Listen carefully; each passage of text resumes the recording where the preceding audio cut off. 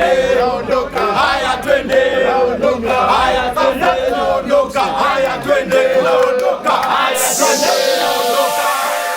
Ni amsha na chereko, lakini haya ni maandalizi ya lala salama, na hii ni safari maalum ya UTT AMS kuelekea kilele cha mlima Kilimanjaro maarufu Uhuru Peak. Na Prof, sisi tunawatakia kila laheri.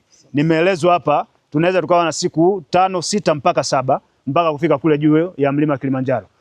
Tunaendelea pia kuwahamasisha wadau, wananchi na Watanzania wote kwa ujumla kwenda kufanya uwekezaji wenye uhakika kwenye marejesho yake, kwa maana ya stable returns kupitia UTT AMIS.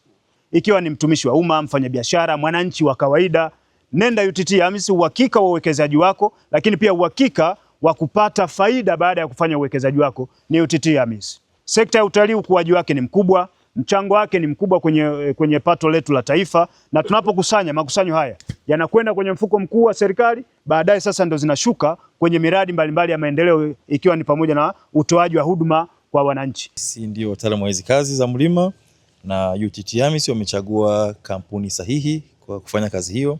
Kama mwenyewe ulivyoona, maandalizi ya vifaa, maandalizi ya chakula, lakini timu ya wazoefu waongoza watalii pamoja na wasaidizi wao tayari wamejipanga, maandalizi yamekamilika. Kama unavyoona hali ya hewa pia kuna ubaridi na mvua. Kwa tumefanya maandalizi maalum yanayoendana na hali ya hewa ya sasa. Kama NDC mnaipeleka bendera yenu kilele cha mlima Kilimanjaro, pengine utayari wenu ukoje kufika Uhuru Peak? Kama unavyojua NDC ni mkono wa serikali kwenye uwekezaji. Kwa hiyo tumekuja hapa kwanza kufurahia mlima Kilimanjaro kwa sababu ni utalii, lakini pia tumekuja kuleta mafanikio ya NDC kwenye mlima Kilimanjaro. Maadamu mlima tumepewa bure na sisi gharama za kupanda ni kidogo kulinganisha na viwango ambavyo wenzetu kutoka nje ambao wanalipia kubwa zaidi.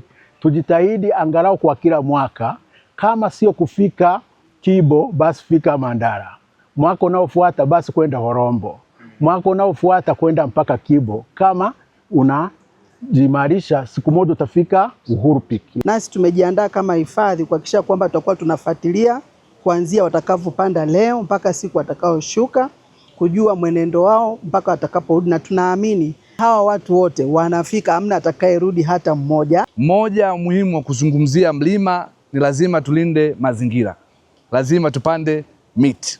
Lakini pili, niwapongeze sana kwa sababu nimeona baadhi ya wananchi wangu wa jimbo la Vunjo kama magaidi na mapota zuko nyuma ambao wapo na hii timu ya Zara na Zara, na niendelee kukuomba na kukusii vijana wetu huku wa Vunjo waangalie, wape nafasi ili na wao waweze kupata fursa ya kuweza kupanda huu mlima. Hii ni Kadoshi TV, always on time.